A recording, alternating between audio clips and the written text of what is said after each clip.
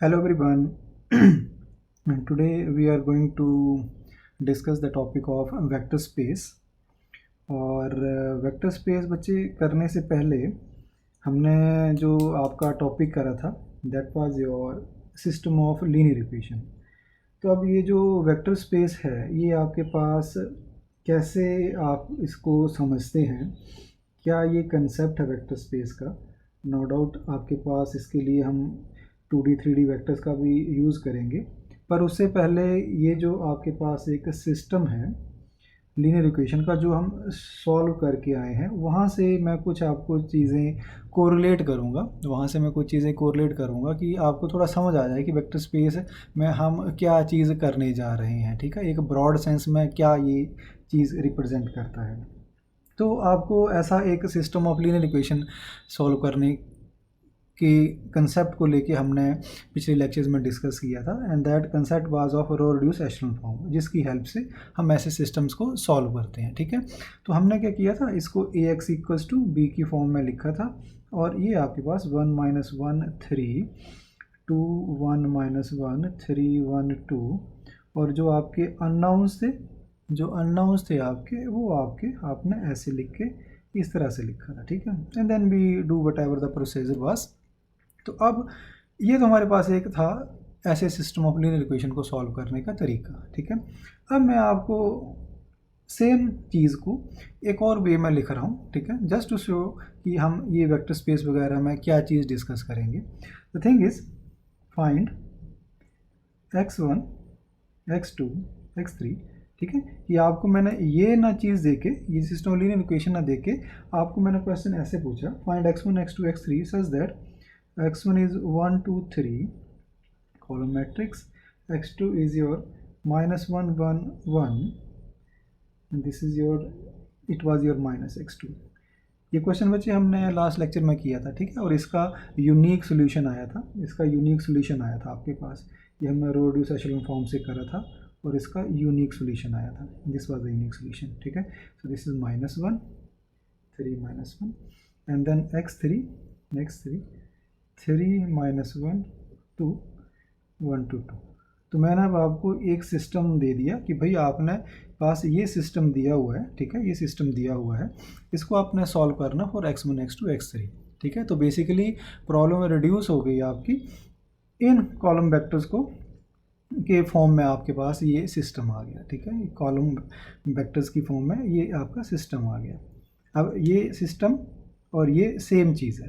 ठीक है, x1 plus minus x2 प्लस 3x3 इज इक्वल्स टू 1, पहली रो उसमें सिस्टम की बन रही है। 2x1 plus x2 minus x3 is equals to 2, second row. 3x1 minus x2 plus 2x3 is equals to 3 is equals to, this is 2, sorry ये मैं थोड़ा गलत लिख रहा हूँ, दिस इज 2। ओके, अब बच्चे ये फॉर्म तो फिर भी आपको थोड़ी समझ में आ रही है। ठीक है, क्योंकि हम मैट्रिसेस को करके आए हैं। अब मैं एक और फॉर्म यहाँ पे लिख रहा हूँ। ठीक है, कि आपको एक इक्वेशन दी गई, find x1 x2 x3 such that x1 is equals to x square plus 2x plus 3, x2 के कोफिशिएंट आपके ये हैं, और x3 के कोफिशिएंट्स ये हैं, x3 के कोफिशिएंट ये हैं। So you have x square plus 2x plus 2। तो ये आपको एक सिस्टम आपको उसने सॉल्व करने के लिए दिया, जहाँ x1 x2 x3 जो निकालने थे उसके कोफिशिएंट्स पॉलिनोमियल की फॉर्म में है, उसके कोफिशिएंट्स पॉलिनोमियल की फॉर्म में आपके पास। ठीक है, राइट हैंड साइड में भी आपके पास पॉलिनोमियल था। ठीक है, तो यहाँ पे कोफिशिएंट x1 x2 x3 के कॉलम वेक्टर थे, यहाँ पे पॉलिनोमियल आ गए। ठीक है, एक और फॉर्म लिख रहा हूँ, find x1 x2 x3 such that x1 is equals to sin x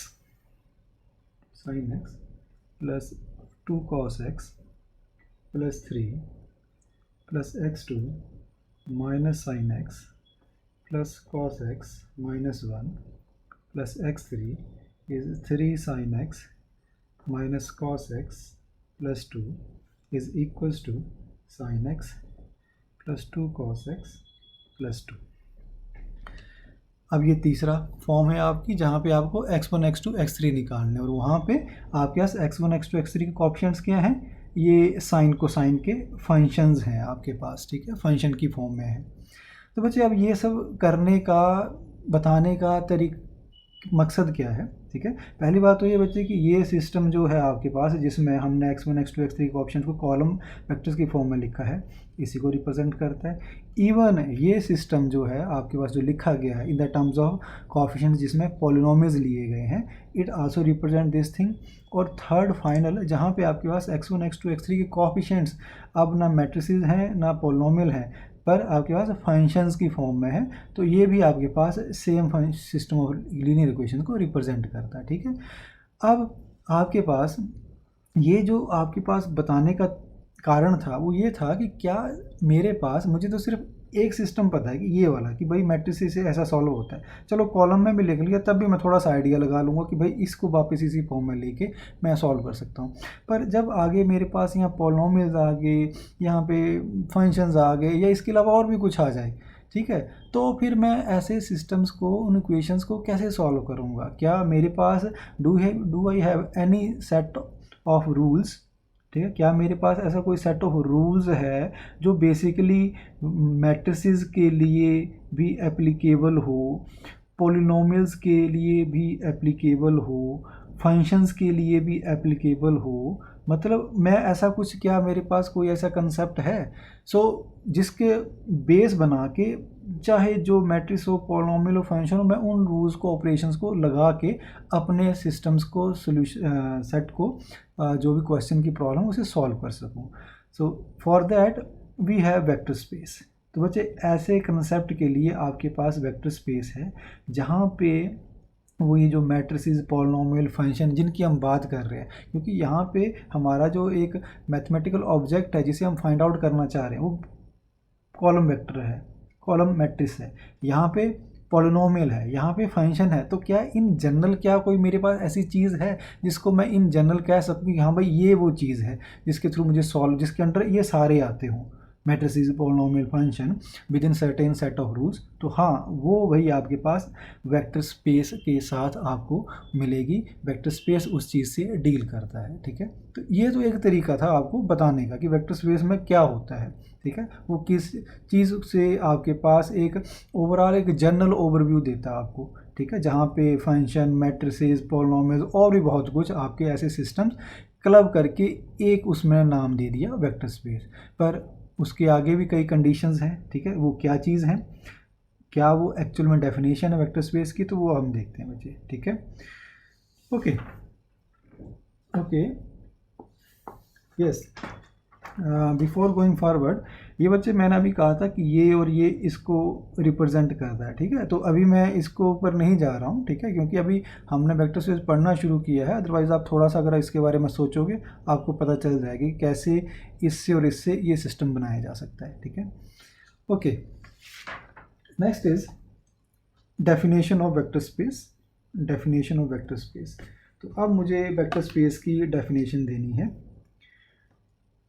तो डेफिनेशन देने से पहले बच्चे आपको क्या करना है कि कंसेप्ट समझना है कि आया क्या है बहुत आसान, ठीक है बहुत आसान, बस थोड़ा सा ये होता है कि आपको समझ आ जाए कि क्या चीज़ है। अब पीछे जो एग्जांपल किया वहाँ से थोड़ा सा पता लग ही गया कि क्या चीज़ इसमें होने वाली है। एक जनरल कंसेप्ट होगा जिसमें सारे पॉलिनोमियल मैट्रिसेस कंसीडर करेगा वो, ठीक है। तो अब वेक्टर स्पेस, क्योंकि वेक्टर नाम आ रहा है तो ये वेक्टर कहाँ से आ रहा है इसको थोड़ा सा समझने की कोशिश करते हैं। तो he says vector in general क्या है आपके पास, ठीक है, it is a line segment, it is a line segment that has both magnitude and direction, ठीक है, that has both magnitude and direction. मतलब जो आप एक इन ब्रॉड उसकी डेफिनेशन देते हो, तो वेक्टर को हम ये कहते हैं कि भाई जिसकी मैग्नीट्यूड है और डायरेक्शन है, तो वो आपके पास जो है वो वेक्टर है आपके पास। तो study of vectors, study of vectors, ठीक है, विद दिस अप्रोच, अप्रोच कौन सी, जिसमें हम उसका मैग्नीट्यूड और डायरेक्शन कंसीडर करते हैं, ठीक है, with this approach is called your geometric approach, ठीक है। ज्योमेट्रिक अप्रोच जहाँ पे हम विजुलाइज कर सकते हैं, वेक्टर को देख सकते हैं, पोजीशन वेक्टर है, ओरिजिन टू पॉइंट पी है, तो वहाँ पे हम इसको विजुलाइज कर सकते हैं, ठीक है। तो उस अप्रोच को हमारे पास ज्योमेट्रिक अप्रोच कहा जाता है। अब एक आपके पास अलजेब्राइक अप्रोच है, ठीक है। एक वेक्टर्स को डील करने की आपके पास एक अलजेब्राइक अप्रोच है, that is totally different from it, and that approach uses the properties of set of real number, वो रियल नंबर्स की प्रॉपर्टीज़ का यूज़ करती है, ठीक है, यूज़ करती है। तो अब बच्चे ये अलजेब्रिक अप्रोच के ऊपर ही आपके पास ये सारा का सारा जो वेक्टर स्पेस है ये आपका डिफाइंड है, ठीक है। वो अब ये प्रॉपर्टीज़ क्या हैं सेट ऑफ रियल नंबर्स की, ये क्या है, इसको देखने के लिए सबसे पहले तो हम ज्योमेट्रिक अप्रोच से चलते हैं, ठीक है। कि मेरे पास 2D वेक्टर है, 2 डायमेंशनल वेक्टर है, तो मैं उसको यूजुअली कैसे लिखता हूँ, xi प्लस वाई जे, ठीक है, xi प्लस वाई जे। 3D वेक्टर है, 3D वेक्टर को मैं यूजुअली कैसे लिखता हूँ, xi कैप वाई जे कैप प्लस जेड के कैप। तो ये मेरा तरीका है इसको लिखने का, ठीक है। अब जो अलजेब्राइक अप्रोच है, अलजेब्राइक अप्रोच है, ये तो आपकी ज्योमेट्रिक अप्रोच आ गई, ठीक है। कि आपने इसको आपने इस फॉर्म में आई जे कैप की फॉर्म में लिख दिया। अब जब मैं अलजेब्राइक की अप्रोच की बात करता हूँ, अलजेब्राइक अप्रोच की बात करता हूँ, तो वहाँ पे मैं जो इन वेक्टर्स है 2D वेक्टर्स, ठीक है, मैं इन्हें 2D वेक्टर्स कह लूँ, ठीक है, या प्लेन वेक्टर्स कह लूँ, ठीक है, प्लेन वेक्टर्स कह लूँ, या फिर आपके पास आर स्क्वायर, ये बच्चे रियल नंबर्स को ना ऐसे रिप्रेजेंट करता है। बुक में आप चेक करना, इन्होंने नोटेशंस इस तरह से दी हुई है, ठीक है। आर इस तरह से एक लाइन आगे लगा के, तो आर स्क्वायर मतलब प्लेन, आर स्क्वायर मतलब प्लेन, ठीक है। उसको कैसे डिफाइन करता है, चाहे 2D वेक्टर को कह लो, प्लेन वेक्टर्स को कह लो, आर स्क्वायर को कह लो, सेट ऑफ इनको कैसे डिफाइन करता है, ये define it as x y comma where x y belongs to real. तो ये सारे प्लेन वेक्टर्स को ऑर्डर्ड पेयर एक्स वाई की फॉर्म में रिप्रेजेंट करता है। मतलब ये जो वेक्टर था ये एक्स कोमा वाई, ये 3D में एक्स वाई जेड इस तरह से, ठीक है। उसी तरह 3D वेक्टर्स की बात करें, ठीक है, या स्पेस वेक्टर्स की बात करें, या आर क्यू की बात करें, तो अलजेब्राइक अप्रोच में हम इसे ऐसे लिखते हैं x y z, where x y z belong to real numbers, ठीक है। तो ये अलजेब्राइक अप्रोच की रिप्रेजेंटेशन है, ordered pair x y z को हम आपके पास जो यहाँ पे 3D वेक्टर की फॉर्म में रिप्रेजेंट करते हैं, ठीक है। तो चलो ये तो है कोई रिप्रेजेंटेशन 2D 3D वेक्टर्स की। अब आगे बात आए कि ये वेक्टर स्पेस नाम वेक्टर स्पेस है क्या, पढ़ा कहाँ से, ठीक है। तो वो कहता है कि भाई आपके पास क्या होता है, ये जो 2D 3D वेक्टर्स हैं, ठीक है। अगर मैं चलो मान लो अभी 2D वेक्टर्स की बात करता हूँ, 2D वेक्टर्स की बात करता हूँ, ठीक है। तो आपके पास, क्योंकि हमने यहाँ पे कहा था कि अलजेब्राइक अप्रोच उनकी प्रॉपर्टीज़ को यूज़ करती है, प्रॉपर्टीज़ को यूज़ करती है उनके रियल नंबर्स के, ठीक है। तो 2D वेक्टर जो मेरे पास है, ठीक है, मान लो मैं ए ले रहा हूँ x1 y1, अलजेब्राइक फॉर्म में चलता हूँ, ठीक है। आप इसको ऐसे भी कंसीडर कर सकते हैं, ठीक है। बी में ले रहा हूँ x2 y2, ठीक है, आप इसे ऐसे भी सोच सकते हैं। अभी हम ज्योमेट्रिक और ये दोनों चलेंगे क्योंकि अभी इसकी बेस बन रहा है, वेक्टर स्पेस का बेस बन रहा है कि कंसेप्ट आया कहाँ से, ठीक है। तो अभी हम इसको ज्योमेट्रिकली भी सोच सकते हैं, ए बी x1 y1 और x2 b, और c भी चलो ले लेते हैं x3 y3, that is x3 i plus y3 j। अब पहली बात ये कि ये जो 2D 3D वेक्टर्स हैं बच्चे, जो भी हम यहाँ कंसीडर कर रहे हैं, ठीक है, ये आपके पास आपको पता कुछ रूल रेगुलेशन फॉलो करते हैं, कुछ एडिशन की प्रॉपर्टीज़, कुछ मल्टीप्लिकेशन की, स्केलर मल्टीप्लिकेशन की प्रॉपर्टीज़ को फुलफिल करते हैं, ठीक है। तो वो प्रॉपर्टीज़ आपकी क्या हैं, वो प्रॉपर्टीज़ आपकी क्या हैं वो हम ज़रा देखते हैं, ठीक है। These 2D 3D vectors satisfy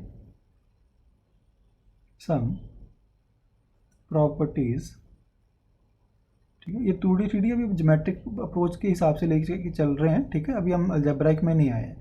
so these 2D 3D vector satisfy some properties of vector addition, कि वेक्टर्स जब ऐड हो रहे हैं उनकी कुछ प्रॉपर्टीज़ को, एंड स्केलर मल्टीप्लिकेशन, ठीक है। स्केलर मल्टीप्लिकेशन की स्केलर कांस्टेंट्स के साथ जब आपके पास इनकी मल्टीप्लिकेशन होती है तो वो कुछ रूल्स अकॉर्डिंगली सेटिस्फाई करते हैं, ठीक है।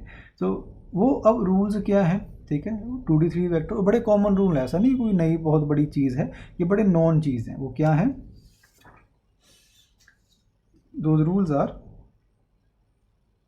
सबसे पहला आपके पास जो रूल है वो ये कहता है कि ए वेक्टर, ठीक है, जो मेरे पास मैंने यहाँ पे x1i प्लस y1j लिखा, b को x2i प्लस y2j लिखा, तो a plus b will also belong to plane vector. ऐसा नहीं होने वाला कि भाई आपके पास दो वेक्टर्स प्लेन के आप ऐड करो आपको 3 डायमेंशनल वेक्टर मिल जाए, ठीक है, वो प्लेन में ही रहेगा। अब इसमें ना आप ये मत सोचना कि मैंने a प्लस बी किया और मेरे पास 3i आ गया। अगर 3i आ गया तो basically that is 3i plus 0j, so that is 3,0, तो वो भी आपके पास 2D वेक्टर है। आप कहो कि a प्लस बी मेरे पास जीरो वेक्टर आ गया, मतलब 0i प्लस 0j, तो that is basically null vector और 0 0, ठीक है। तो ये आपके पास 2D में है। Origin 0 is in single line, in plane 0 0, in space 0 0 0, ठीक है। तो मेन रूल ये कि भाई आप जब भी दो वेक्टर्स को प्लेन के ऐड करते हो, प्लेन में पड़े दो वेक्टर्स को ऐड करोगे, आपको ऐड करने पे प्लेन का ही वेक्टर मिलेगा, ठीक है। तो ये प्रॉपर्टी बड़ी नॉन है। दूसरी वो ये कहता है, ठीक है, देन ही सेज, ये मैं ए लिख रहा हूँ, ठीक है, उसकी अंडर प्रॉपर्टी वो कहता है कि a प्लस बी कर लो चाहे b प्लस ए करो, कोई फ़र्क नहीं पड़ता। बिल्कुल सही है भाई, x1i प्लस y1j प्लस ये करो या ये प्लस ये करो, फ़र्क नहीं पड़ेगा। वेक्टर्स में a प्लस बी प्लस सी करो या a प्लस बी प्लस सी ऐसे लिखो, आंसर पे फ़र्क नहीं पड़ेगा। ये कॉम्यूटेटिव प्रॉपर्टी, ये डिस्ट्रीब्यूटिव प्रॉपर्टी, ठीक है। उसके बाद वो क्या कहता है कि भाई आपके पास प्लेन वेक्टर्स में आपको एक वेक्टर ऐसा ज़रूर मिलेगा, ये मैं इसके नीचे बार डाल रहा हूँ बच्चे, क्यों डाल रहा हूँ कि इसको ज़ीरो वेक्टर रिप्रेजेंट करने के लिए, ठीक है। ज़ीरो वेक्टर क्या, 0i प्लस 0j, ठीक है, कि प्लेन में आपको एक वेक्टर ऐसा ज़रूर मिलेगा जिसके साथ किसी वेक्टर को ऐड कर लो तो आपको वेक्टर इटसेल्फ मिल जाता है, वेक्टर इटसेल्फ मिल गया, ठीक है, ए वेक्टर। तो ये आपके पास this is called zero vector of plane, जिसको किसी वेक्टर्स पे ऐड कर लो आपको सेम वही वेक्टर मिल जाता है। चौथा प्रॉपर्टी वो कहता है कि भाई आपके पास किसी भी वेक्टर के कॉरस्पॉन्डिंगली, किसी भी एक इंडिविजुअल पार्ट वेक्टर के कॉरस्पॉन्डिंगली एक वेक्टर आपको ये ज़रूर मिलेगा -a, सच दैट उन दोनों को ऐड करो तो आपको उस प्लेन का ज़ीरो वेक्टर मिल जाए, ठीक है। अब मेरे पास a x1i प्लस y1j है, तो -a मेरे पास ये बना, ठीक है। तो दोनों को मैं अगर ऐड कर दूं, तो मेरे पास ज़ीरो वेक्टर आ जाएगा। तो बड़ी नॉन सी बात है, ठीक है, क्योंकि ये वेक्टर्स में हमें पता है ऐसा होता है, ठीक है, कि एक पर ये प्रॉपर्टी कह रही है कि भाई आपके पास अब, क्योंकि इसने आगे इन चीज़ों को जनरलाइज करना है, ठीक है। तो अभी वो कह रहा है कि भाई वेक्टर में आप उसका नेगेटिव वेक्टर डाल दो 2D 3D में, तो आपको ज़ीरो वेक्टर मिल जाता है उस स्पेस का, उस प्लेन का। नॉन सी बात है, पर यही प्रॉपर्टीज़ अब आगे जाके आपके पूरे वेक्टर स्पेस को डिफाइन करेंगी, ठीक है। बी, ये तो आगे आपके वेक्टर एडिशन की, ठीक है, ये तो आगे वेक्टर एडिशन की बातें हैं, ठीक है। पहली प्रॉपर्टी ये थी कि भाई दो को जब ऐड करोगे तो एडिशन से जो बन के आएगा वो भी उस प्लेन में ही होगा, स्पेस में ऐड कर रहे हो तो स्पेस में ही होगा, ठीक है। Accordingly 4 properties.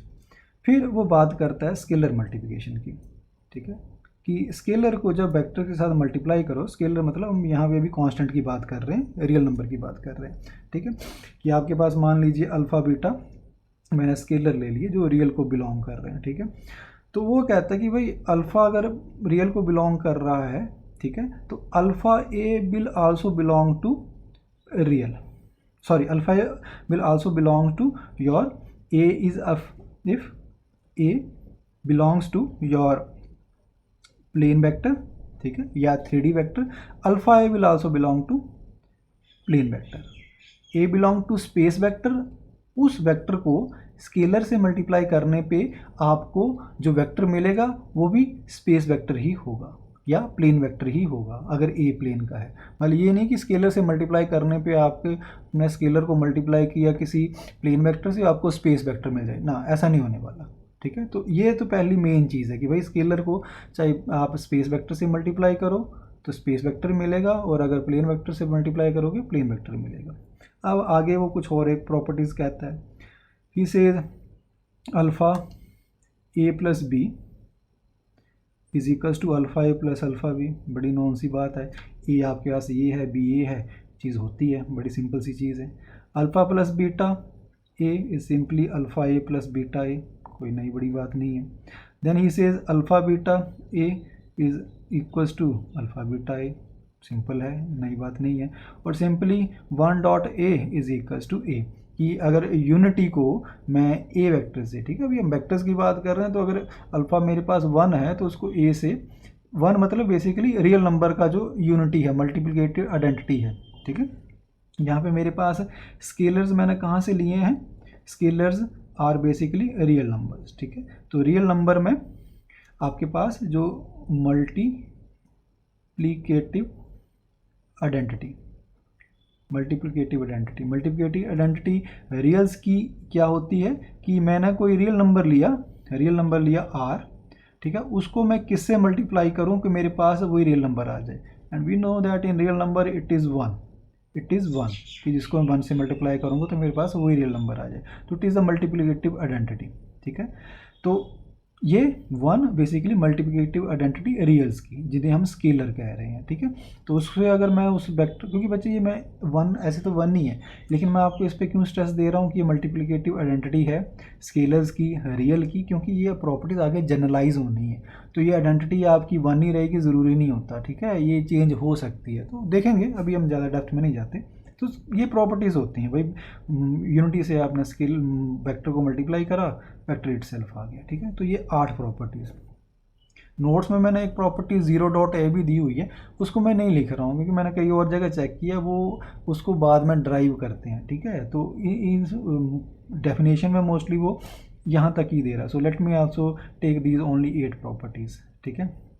तो अब बच्चे, ये सारी वो प्रॉपर्टीज़ हैं जो रियल 2D वेक्टर्स या 3D वेक्टर्स सेटिस्फाई करते हैं। ये रियल नंबर्स की प्रॉपर्टीज़ हैं, वेक्टर एडिशन की प्रॉपर्टीज़ हैं, स्केलर मल्टीप्लिकेशन की प्रॉपर्टीज़ हैं, जो 2D 3D वेक्टर्स आपके plane vector, space vector satisfy करते हैं। Now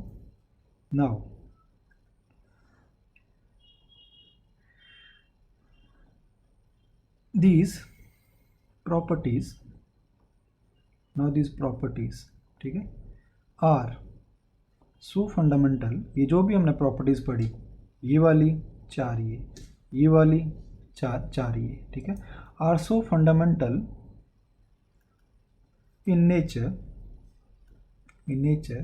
that if any set और सिस्टम, कोई भी सेट, सिस्टम, पोलिनोमियल्स का, मैट्रिसेस का, फंक्शन का, एनी, ठीक है, it can be of matrices, set matrices का भी हो सकता है, ये कोई पोलिनोमियल्स का भी हो सकता है, ये कोई फंक्शंस का भी हो सकता है, कोई भी, anything, whatever you can think. So fundamental in nature that if any set और system satisfies these properties, we call such system as vector space, ठीक है। अब बच्चे, ऐसे सिस्टम्स को जो आपके पास इस प्रॉपर्टी 4 ही है, ये प्रॉपर्टी 4 ही है, इनको सेटिस्फाई करे, उसको हम वेक्टर स्पेस कहते हैं, ठीक है। आगे प्रॉपर डेफिनेशन देंगे हम इसकी। तो इन प्रॉपर्टी के बेस पे, सिंस ये कंसेप्ट उठाया गया 2D 3D वेक्टर्स की प्रॉपर्टीज से, तो इसलिए इसको हम वेक्टर स्पेस कहते हैं, ठीक है। इसलिए हम वेक्टर, क्योंकि concept originally was taken from 2D 3D properties और 2D 3D वेक्टर्स, तो इसे हम वेक्टर स्पेस कहते हैं। And elements of vector space are called vectors, तो एलिमेंट्स बच्चे अब वही है कि वेक्टर 2D 3D वेक्टर्स का कंसेप्ट था तो वेक्टर स्पेस नाम हुआ और एलिमेंट्स को हम वेक्टर्स कहते हैं। पर अब ये जो वेक्टर्स हैं बच्चे, ये आपके पास पोलिनोमियल मैट्रिसेस के एलिमेंट भी हो सकते हैं, मैट्रिसेस भी हो सकते हैं, पोलिनोमियल फंक्शंस कुछ भी हो सकते हैं, ठीक है। तो अब ये जो ज्योमेट्रिक अप्रोच है ना आपके पास, ये हमें छोड़ना पड़ेगा क्योंकि वेक्टर सिर्फ 2D 3D वेक्टर्स हैं, क्योंकि आप ज्योमेट्रिक अप्रोच के थ्रू कहाँ तक जा सकते हो? You can using geometric approach आप ज़्यादा से ज़्यादा कहाँ तक विजुलाइज कर सकते हो? 2D तक, 3D तक, ठीक है। लेकिन जो आपको ये अलजेब्राइक अप्रोच है, it goes beyond 2D 3D, ठीक है। ये आप आगे देखेंगे, ये तो n डायमेंशन तक चल जा सकती है, ठीक है। तो इसीलिए फिर ये जो वेक्टर्स हैं ये आपके पास मैट्रिसेस, पोलिनोमियल फंक्शन कुछ भी हो सकते हैं। तो अब इसकी ज्योमेट्रिक अप्रोच को भूल के आपको अलजेब्राइक अप्रोच पे आना कि वेक्टर बेसिकली ये चीज़ है, ठीक है, कि वेक्टर्स आपके पोलिनोमियल्स, मैट्रिसेस भी हो सकते हैं और होंगे वेक्टर स्पेस की जब भी हम बात करेंगे। सो this is the in rough की वेक्टर स्पेस की डेफिनेशन कहाँ से आती है। तो आगे बच्चे यही सारी प्रॉपर्टीज़ हमने लिखनी है, ठीक है। पर basic theory 2D 3D vector से आ रही है, ठीक है, कि वेक्टर की जो एडिशन होती है, ऐड करके भी वही आता है। 4 प्रॉपर्टीज़, ये स्केलर को मल्टीप्लाई करते हैं, उसी प्लेन में रहता है या स्पेस में रहता है, और 4 प्रॉपर्टीज़ ये, ठीक है। Now we come to the definition of vector space। अब एक्चुअल डेफिनेशन पे आते हैं। अब बच्चे जिसको जैसे तो पिछली डेफिनेशन समझ आ गई है, फिर अब उसी की रेपिटेशन है, पर स्टिल मैं इसको थोड़ा सा अच्छी से फॉर्म में लिख रहा हूँ कि आपको प्रॉपर पता चल जाए, क्योंकि पिछला तो बस वो 2D 3D वेक्टर्स की प्रॉपर्टीज लिखी थी, ठीक है। तो अब मैं प्रॉपर डेफिनेशन लिख रहा हूँ। So it's proper definition says a non-empty set V is called real vector space. अब बच्चे ये रियल वेक्टर स्पेस क्या होता है बाद में डिस्कस करेंगे। आप सिंपली इसको वेक्टर स्पेस भी कह सकते हो, ठीक है। वेक्टर स्पेस को कई जगह लीनियर स्पेस भी कहा जाता है, लीनियर स्पेस। इफ पहली बात, देयर इज़ अ रूल और ऑपरेशन, यूजली बच्चे बाइनरी ऑपरेशन होता है, पर मैं ज़्यादा डेप्थ में नहीं जाऊँगा, simple engineering point of view से बताऊँगा आपको। So there is a rule और ऑपरेशन कॉल्ड वेक्टर एडिशन। इसको मैं VA से रिप्रेजेंट करूँगा, defined on V that associates with each pair। तो ये क्या चीज़ लिख रहा हूँ मैं बच्चे, अभी थोड़ा मैं आपको बता रहा हूँ, with each pair of vectors, क्योंकि ये अब कंसेप्ट जनरलाइज होने वाला है। अब 2D 3D वेक्टर से ऊपर जाना है, आपने कंसेप्ट को और ब्रॉड करना है, ठीक है। A unique vector U1 plus U2 belonging to V, that is if U1 U2 belongs to V, then U1 plus U2 must also belongs to V. This is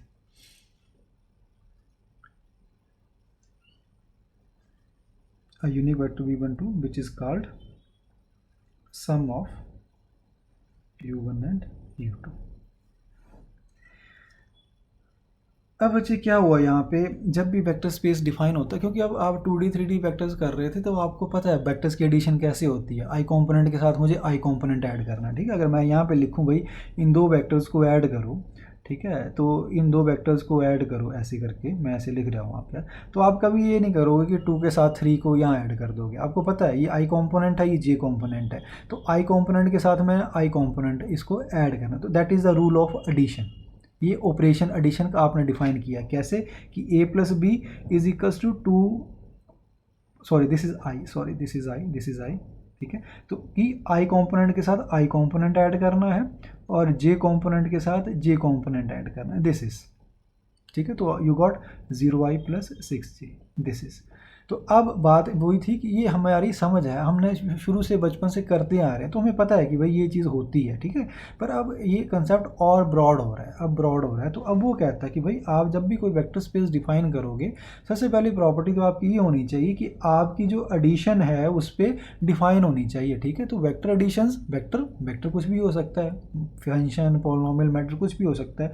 पर वो एडिशन कैसी होनी चाहिए कि अगर उस सिस्टम के सेट के, जिसको आप वेक्टर स्पेस कह रहे हो कि भाई ये मेरा वेक्टर स्पेस है, ये मैंने बना लिया वेक्टर स्पेस, तो उसकी सबसे पहली बात क्या होनी चाहिए कि उसके दो एलिमेंट उठाओ कोई भी, ठीक है, और उनको आपने कोई भी रूल से आपने एडिशंस आपने डिफाइन करी। क्योंकि बच्चे अभी तक तो हमारी सोच यहाँ तक रिस्ट्रिक्ट है कि a+b इस तरह से हो सकता है, पर शायद आपके पास, ठीक है, मतलब जैसे आपका अभी रूल क्या चल रहा है, अगर मैं इसको ऑर्डर फॉर्म में लिखूं, ऑर्डर्ड पेयर फॉर्म में लिखूं, तो आपका रूल क्या कह रहा है कि आपने a+b को कैसे ऐड किया, x1 + y1, x2, y2, ऐसे रूल को ऐड किया, ठीक है। रूल जो है वो आपका ऐसे ऐड कर रहा है, x2 + y2, आई कॉम्पोनेंट के साथ आई कॉम्पोनेंट, जे कॉम्पोनेंट के साथ जे कॉम्पोनेंट।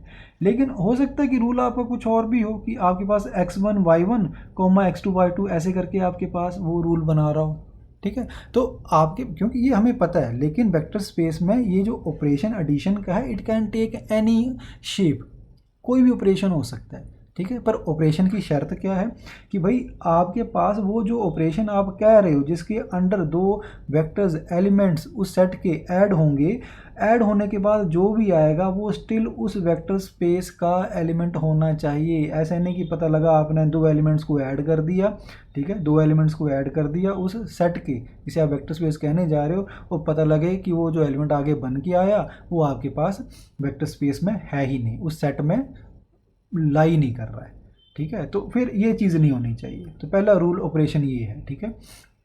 अब आप कहो कि भाई ये कैसे, चलो मैं आपको एक एग्जांपल दे रहा हूँ, ठीक है। मान लो एक मैं लेता हूँ, set of V is a set of all polynomials of degree n, ठीक है, degree n।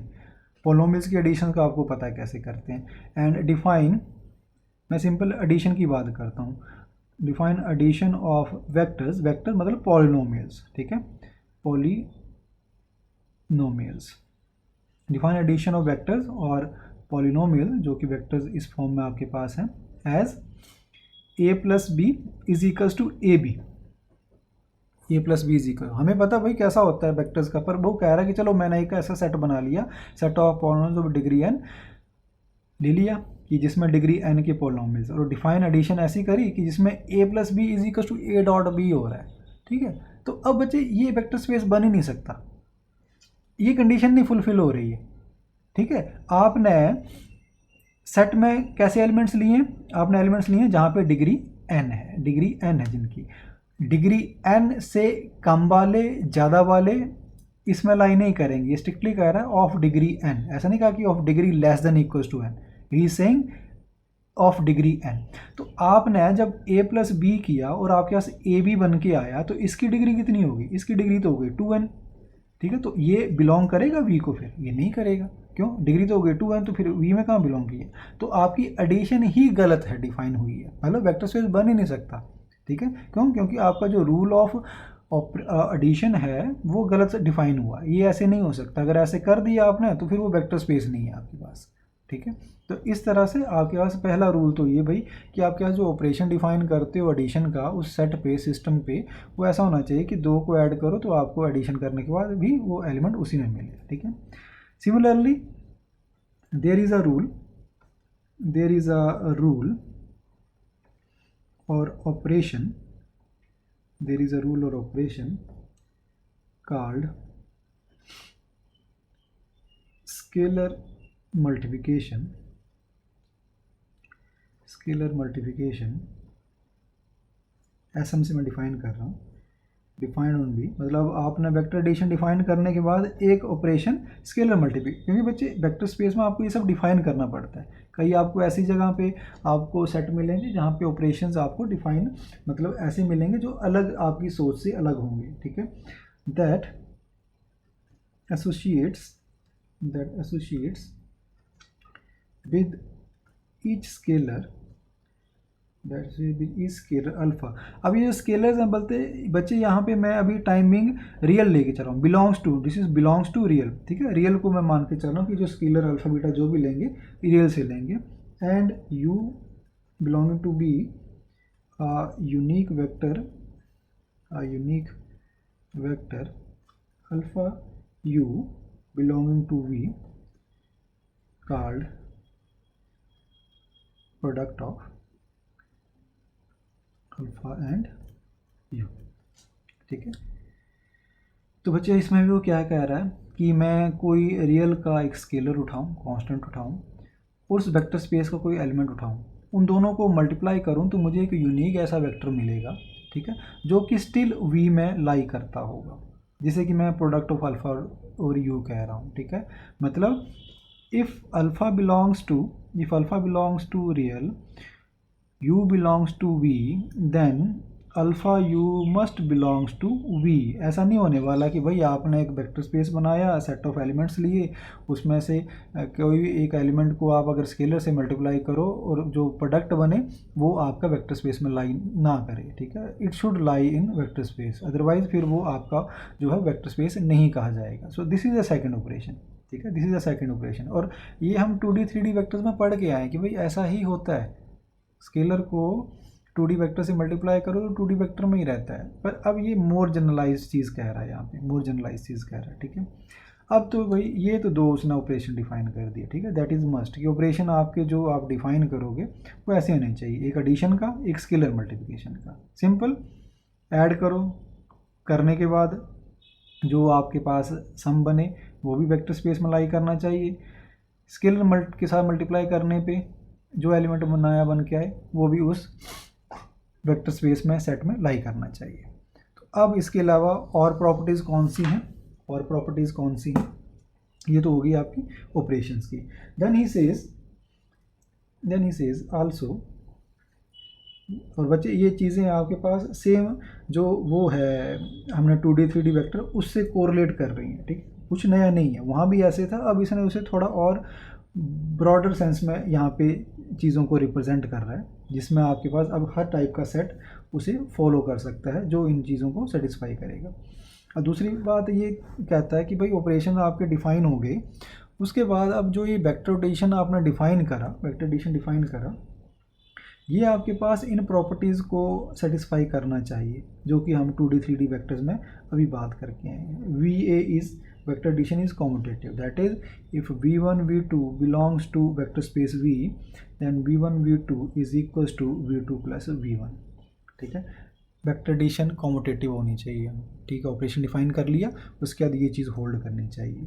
Vector addition is associative, that is v1 plus v2 plus v3 is equals to v1 plus v2 plus v3. So this is vector addition is associative. Third, existence of additive identity. अब बच्चे ये क्या चीज़ है, हमने 2D 3D vectors में करा था तो ज़ीरो वेक्टर था, मतलब ऐसे आपके एलिमेंट को, ठीक है, मतलब वेक्टर स्पेस के एलिमेंट को for every u belonging to V there exist zero vector belonging to V such that u plus zero vector is equals to u। मतलब आपने जो वेक्टर स्पेस बनाया उसमें भाई आपके पास एक जो वेक्टर है, पहले मुझे यहाँ चलिए लिखने दीजिए, zero is called this zero vector, ये मुझे यहाँ लिखने दो, इसे मैं जीरो वेक्टर कह रहा हूँ, ठीक है। नीचे बच्चे ये बार लगाने का मकसद सिर्फ इतना सा है कि आप इसको स्केलर ज़ीरो से ना रिप्रेजेंट करो, उसे ना समझो, ये ज़ीरो वेक्टर है, ठीक है। Is called the additive identity of vector space b. मतलब ये कि आपके पास जो वेक्टर स्पेस आपने बनाया, जिसके ऑपरेशन भी आपने डिफाइन कर दिए, ठीक है, उसके बाद आपकी ये एडिशन कॉम्यूटेटिव एसोसिएटिव भी हो गई, पर सबसे इंपॉर्टेंट बात कि भाई आपके पास एडिटिव आइडेंटिटी उस वेक्टर स्पेस के एग्जिस्ट करनी चाहिए। मतलब ये कि उस वेक्टर स्पेस का जो भी एलिमेंट हो आपके पास उनके कॉरस्पॉन्डिंगली एक एलिमेंट ऐसा ज़रूर होना चाहिए, एक एलिमेंट जिसे कि हम ज़ीरो वेक्टर कह रहे हैं, सच दैट आपके पास वो किसी भी एलिमेंट से उसको अगर ऐड कर दो तो आपके पास अल्टीमेटली वहाँ पे वो जो है वो एलिमेंट इटसेल्फ मिल जाए आपको। ठीक है, ये मैं जीरो वेक्टर लिख रहा हूँ बच्चे, अदरवाइज इसे जीरो वेक्टर नहीं कहते हैं, ये बेसिकली एडिटिव आइडेंटिटी होती है। ठीक है, जीरो वेक्टर तो मैं अभी 2D 3D वेक्टर के हिसाब से इसे मैं जीरो वेक्टर कह रहा हूँ, अदरवाइज इसे मैं जीरो वेक्टर ना कहूँ that is much better, it is usually called additive identity of V. ठीक है, क्योंकि जीरो वेक्टर कहूँगा तो आपको हमेशा ही रहेगा कि ये जीरो जीरो ही होना चाहिए, ज़रूरी नहीं होता, कई बार ये कुछ और भी आ सकता है। ठीक है, जरूरी नहीं कि जीरो, वही है ना, ब्रॉड सेंस में जा रहा है, तो मैं इसलिए जीरो वेक्टर लिखना यहाँ ठीक नहीं है। एडिटिव आइडेंटिटी मतलब ऐड करने पे उसकी आइडेंटिटी लूज नहीं हुई, ऐड करने पे वेक्टर का स्पेस का कोई भी एलिमेंट मैं वो एलिमेंट ऐड कर दो, आपको एलिमेंट इटसेल्फ रिकवर रहेगा, रिकवर करेगा, चेंज नहीं होगा, वही एलिमेंट मिलेगा, that is what additive identities. तो ऐसा एक एलिमेंट आपका उस सेट में होना चाहिए। ठीक है, then he says existence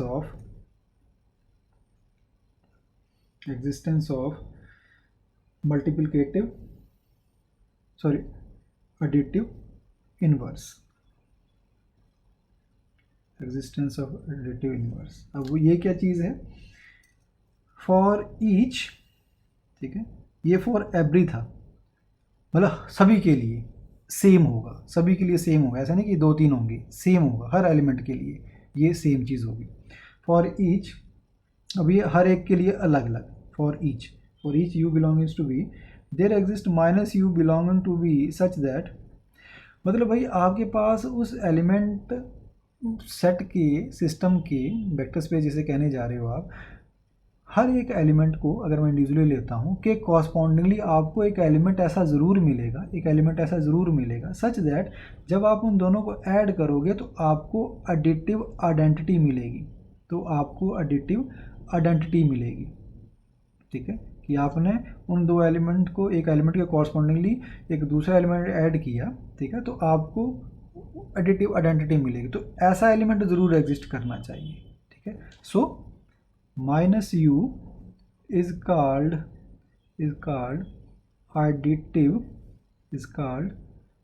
additive identity of V. तो इसे हम एडिटिव इनवर्स, कि उसको ऐड करने पे आपको एडिटिव आइडेंटिटी मिल जाए, additive inverse of V. So these are the properties जो वेक्टर एडिशन को फुलफिल करनी चाहिए। ठीक है, इसके अलावा अब आपके पास यहाँ पे वेक्टर एडिशन के अलावा you have the properties of also. अब बच्चे ये 1 2 3 4 चारों प्रॉपर्टीज़ आपकी स्केलर मल्टीप्लिकेशन की हैं, वेक्टर एडिशन की, सेम जो हमने 2D 3D वेक्टर्स में करी। अब ऐसे ही आल्सो स्केलर मल्टीप्लिकेशन